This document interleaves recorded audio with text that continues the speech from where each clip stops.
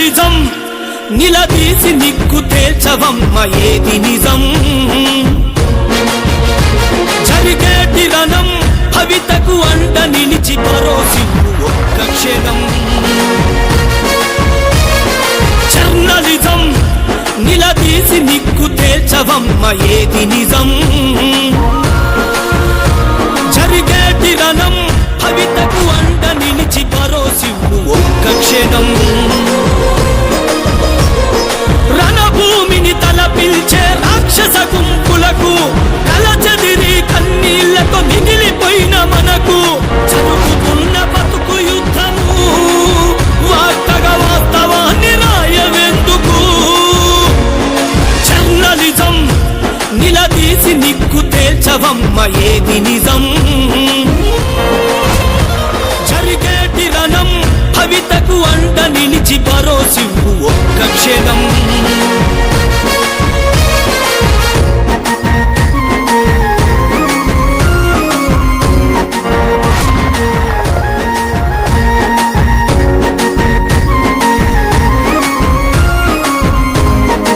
ఈరోజు 23వ సంవత్సరం డిసెంబర్ 31వ తారీఖు నాడు మీతో కలుసుకొని మాట్లాడాలనే ఉద్దేశంతో మిమ్మల్ని ఆహ్వానించడం జరిగింది.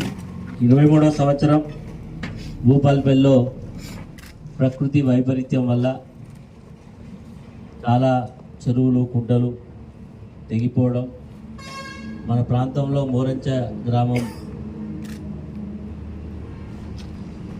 వర్షానికి ఒకేసారి పెద్ద మొత్తంలో వరదలు రావడం, ఒక 4 వ్యక్తులు చనిపోవడం, ఇవన్నీ కూడా జరిగినటువంటి సంఘటనలు చూస్తున్నాం.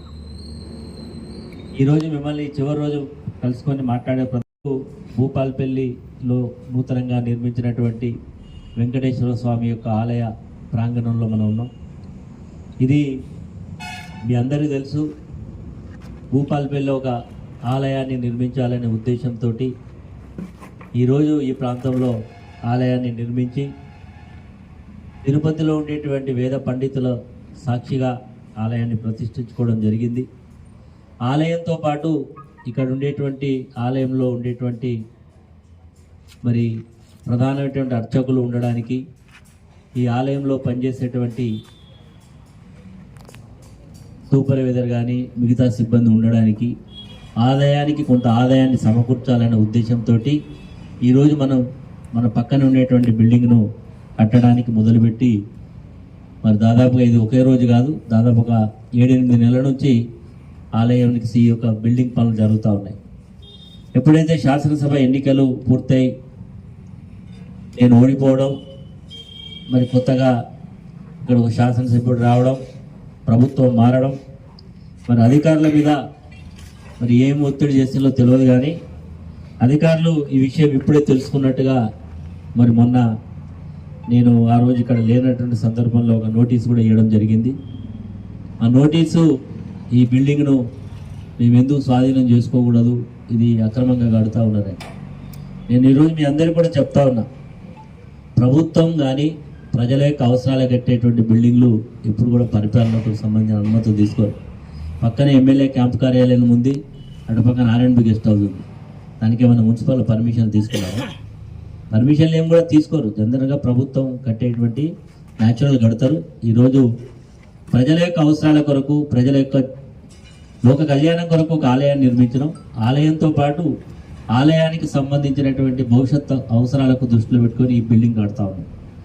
దీనికి పర్మిషన్ లేవని ఈ బిల్డింగ్ మేము స్వాధీనం చేసుకోమని ఎంఆర్ఓ అదేవిధంగా మున్సిపల్ అధికారులు నోటీస్ ఇవ్వడం జరిగింది.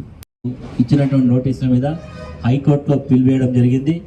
హైకోర్టు మరి ఇచ్చినటువంటి నోటీసులను రద్దు చేస్తూ ఇది సక్రమంగా లేదనేటువంటి విషయంలో హైకోర్టు నిన్ననే మొన్న 3 రోజుల క్రితం నోటీసు రూలింగ్ కూడా ఇవ్వడం జరిగింది.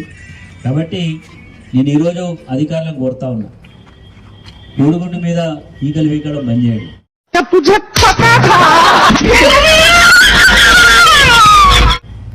ఇది ఒక లోక కళ్యాణం కొరకు, ఒక పవిత్రమైనటువంటి ఒక లక్ష్యం కొరకు ఈ భూపాలపల్లి ప్రజలకు నిత్యం దర్శనం ఇవ్వడానికి ఈ యొక్క ఆలయాన్ని నిర్మించడం. ఇంకా ఆలయం యొక్క పనులు ఇంకా చాలా జరుగుతూ ఉన్నాయి, మీరే చూస్తూ ఉన్నారు. ఆలయానికి సంబంధించినటువంటి వర్క్స్ కూడా కంటిన్యూ జరుగుతూ ఉన్నాయి. ఇంకా చాలా పనులు జరగాల్సినవి ఉన్నాయి. కాబట్టి ఈ ఆలయం ఇది నా యొక్క వ్యక్తిగతానికో నా యొక్క ప్రయోజనానికో కట్టినటువంటిది కాదు. శబాష్, నీ నిజాయితీకి మెచ్చాను. భూపాలపల్లి పట్టణంలో ఉండేటువంటి సనాతనమైనటువంటి ధర్మాన్ని ఆచరించే వాళ్ళు ఉన్నారు. ఈరోజు భగవంతుణ్ణి విశ్వసించే వాళ్ళు ఉన్నారు. మనమంతా కూడా హైందవ సాంప్రదాయంలో జన్మించిన వాళ్ళం కాబట్టి ఈరోజు కలియుగ వెంకటేశ్వరుడు తిరుమల తిరుపతిలో కొలువై ఉన్నాడు. ఆయనను దర్శించుకోవాలంటే చాలామందికి సాధ్యం కాదు. కాబట్టి అలాంటి భక్తులు ఈ వెంకటేశ్వర స్వామి యొక్క సన్నిధిలో పూజా కార్యక్రమాలు చేసుకొని భగవంతుని యొక్క ఆశీర్వాదం పొందడానికి కట్టినటువంటి ఆలయం కాబట్టి అధికారులకు కానీ రాజకీయాలు చేసే వ్యక్తులకు కానీ ఇది రాజకీయ వేదిక కాకూడదు. నిప్పులాంటిది నిజం నిజం, నీకున్న సంకల్పమది నిజం నిజం. భగవంతుని యొక్క ఆలయం మీద రాజకీయాలకు వేదిక కాకూడదు. ఈరోజు కోర్టును ఆశ్రయించాల్సిన పరిస్థితి రావడం దురదృష్టకరం.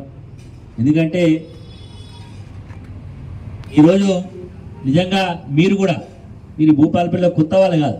నోటీస్ ఇస్తే ఏదో నాకు వ్యక్తిగతంగా నోటీస్ ఇచ్చినట్టు వెంకట్రామనారెడ్డి వెంకట్రామనారెడ్డి కొన్ని మీడియాలు అయితే ఇదో నా వ్యక్తిగతానికి అయినట్టు వెంకట్రామనారెడ్డి 10 కోట్ల బిల్డింగ్ కడతా ఉన్నాడని.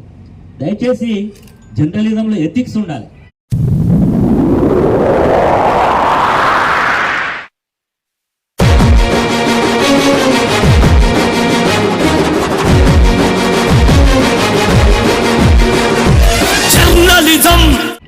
జర్నలిజంలో ఎథిక్స్ లేకుంటే ఇది మంచి పద్ధతి కాదు. ఎందుకంటే మీలో చాలా మంది ఇక్కడికి వచ్చి భక్తితో ఇక్కడికి వచ్చి పూజా కార్యక్రమంలో పాల్గొన్నారు. ఆ రోజు ఆలయాన్ని ప్రతిష్ఠించుకున్న రోజు కూడా వర్షం పడితే మనం ఇదే ప్రాంగణంలో భోజన కార్యక్రమం చేస్తున్నాం. ఆ రోజు కూడా మీకు చెప్పినది ఆలయానికి నెలకు 2 లక్షల రూపాయల ఖర్చు ఉంటుంది. కొంత దీనివల్ల ఖర్చులు తగ్గే అవకాశం ఉంటుంది. నిత్యం ఇక్కడ పూజా కార్యక్రమాలు జరగాలంటే మరి పౌరోహిత్యం చేసేటువంటి అయ్యగారులు ఎవరైతే ఋత్వికులు ఉన్నారో ఈ ప్రాంగణంలో ఉంటే అందుబాటులో ఉంటారనే ఉద్దేశంతో ఇక్కడ కడతా ఉన్నాము. మీరు ఎక్కడైనా ఆలయాలు కట్టండి. ఈరోజు కోటాంజలో ఆలయం కట్టింది. అక్కడ కూడా మరి పూజా కార్యక్రమాలు చేసేటువంటి ఋత్వికులకు అక్కడే గృహవసతిని కల్పించడం జరిగింది. ఎక్కడైనా తిరుమల తిరుపతిలో ఎన్ని కట్టినాం అంటే ఇది ఒక పవిత్రమైనటువంటి దేవాలయంగా విరజిల్లాలనే సంకల్పంతో కట్టింది. నిన్ననే నేను వచ్చే వరకు ఒక అమ్మాయికి తలనీలాలు సమర్పించుకుంటా ఉన్నారు. ఇక్కడ నిన్న రజనీకాంత్ ఉన్నాడు, తలనీలాలు ఇచ్చింది. ప్రతిరోజు ఇక్కడ శుక్రవారం శనివారం నాడు అందరికీ కూడా భక్తులకు భోజన వసతులు కూడా కల్పిస్తా ఉన్నాం. ఇది నిత్య రోజు కూడా అందరికీ భోజన వసతి రావాలనే ఒక సంకల్పం ఉంది. భగవంతుడి ఆశీర్వాదం ప్రజల సహకారం ఉంటే అది కంటిన్యూగా చేయాలనే ఒక మంచి సంకల్పంతో చేయాలనుకుంటున్నాం. కాబట్టి మీ అందరికి కూడా విజ్ఞప్తి ఏంటంటే దున్నపోతి నిందంటే దొడ్లగట్టేది. మీరు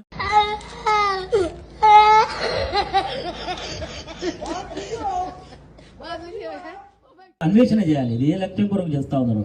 కాబట్టి రాజకీయాలకు ఇప్పటికైనా స్వస్తి పలికి ఆలయ నిర్మాణానికి అందరూ సహకరించి ఈ యొక్క మరి కార్యక్రమాన్ని పూర్తి చేయడానికి అధికారులు కూడా అత్యుత్సాహాన్ని చూపెట్టకుండా ఎవరికైనా ప్రెషర్స్ ఉంటే చెప్పాలి.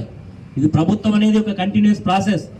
ఇది గవర్నమెంట్ ఆ రోజు ఉండేటువంటి ప్రభుత్వం తీసుకున్న నిర్ణయం వల్ల ఈ ఆలయం కట్టడానికి మరి ముందుకు వచ్చినప్పుడు గత ప్రభుత్వంలో ఉండేటువంటి ముఖ్యమంత్రి గారి నోటీసులో కూడా ఉంది. ముఖ్యమంత్రి గారి యొక్క మరి రావాల్సి ఉండే దీని యొక్క ఆలయ ప్రతిష్టకు వారు రావాల్సి ఉండే కొన్ని అనివార్య కారణం వల్ల రాలేకపోయారు. అంటే ఇదేదో ఆశావాసిగా ఏదో ఎవరికి తెలియకుండా కళ్ళగద్ది చేసినటువంటి కార్యక్రమం కాదు.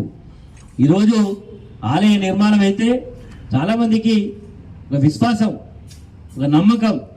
ఈరోజు అయోధ్యలో రామాలయం కడతా ఉన్నారు. ఎందుకు కడతా ఉన్నారు? ఇది రాముడు ఈ ప్రాంతం ఈ దేశంలో పుట్టినవాడని, రామరాజ్య స్థాపన జరగాలని కోరుకుంటాం. ఏంది పరిపాలన ఎట్లుంటుందంటే రామరాజ్యంగా రాముని పరిపాలన ఉండాలని మనం ఈరోజు కోడి చేస్తూ ఉంటాం. రాముని యొక్క ప్రతిరూపమే వెంకటేశ్వర స్వామి. రాముడిగా కృష్ణుడిగా ఈ మధ్య తర్వాత కాలంలో వెంకటేశ్వర స్వామిగా ఈరోజు దర్శనమిచ్చేటటువంటి వెంకటేశ్వర స్వామి. కాబట్టి ఈరోజు మనందరం కూడా దేవుడిని నమ్ముతాం. నమ్మే వాళ్ళు ఎక్కువ ఉన్నారు, నమ్మని వాళ్ళు నమ్మకపోవచ్చు. నమ్మిన వాళ్ళకు తప్పకుండా కలియుగ వెంకటేశ్వర స్వామి యొక్క దివ్యాశీస్సులు ఈ భూపాలపల్లి పట్టణ ప్రజలకు, ఈ నియోజకవర్గ ప్రజలకు, జిల్లా ప్రజలకు. ఇది ప్రధాన రహదారి, నేషనల్ హైవే మీద ఉంది. చాలామంది పోతున్న వాళ్ళు నేను మధ్యకాలంలో మరి ఆ రోజు మరి ఆగి దర్శించుకొని ఆయన చాలా పునీతమైపోయాడు. ఇంత అద్భుతంగా ఇంత ఆలయం ఉంది, చాలా పాజిటివ్ వైబ్రేషన్స్ ఉన్నాయని అప్పటికప్పుడు ఈ ఆలయానికి నేను కొంత సహకరిస్తాను 15,000 రూపాయలు కూడా ఆయన ఇచ్చిపోవడం జరిగింది. అంటే ఎందుకు చెప్తా ఉన్నానంటే ఇది మన యొక్క ధర్మాన్ని, మన ఆచారాలను, మన దైవ కార్యక్రమాలను ఒక వ్యక్తులే చేస్తారు. ఇదేది ప్రభుత్వ రంగ సంస్థలు చేయి, ఎవరో ఒకరు ముందు పడతారు, ప్రభుత్వం సహకరిస్తుంది. దానికి అందరూ కూడా సహకరించాలని కోరుతూ, మరి మీ అందరికీ దీన్ని ఇంతటితో అధికారులు దీన్ని ఫుల్ స్టాప్ పెట్టాలని కోరుతూ, రాజకీయాలు చేసే వాళ్ళు కూడా ఇది రాజకీయాలకు వేదిక కాకూడదని విజ్ఞప్తి చేస్తూ, లోక కళ్యాణం కొరకు నిర్మిస్తున్న ఆలయానికి సహకరించమని కోరుతూ, మీరు కూడా సహకరించమని విజ్ఞప్తి చేస్తూ సెలవు. అందరికీ 23కు స్వస్తి పలుకుదాం, 24వ సంవత్సరానికి స్వాగతం తెలియజేద్దామని తెలియజేస్తూ, మీ అందరికీ అడ్వాన్స్గా హ్యాపీ న్యూ ఇయర్ తెలియజేస్తూ అందరికీ నమస్కారం.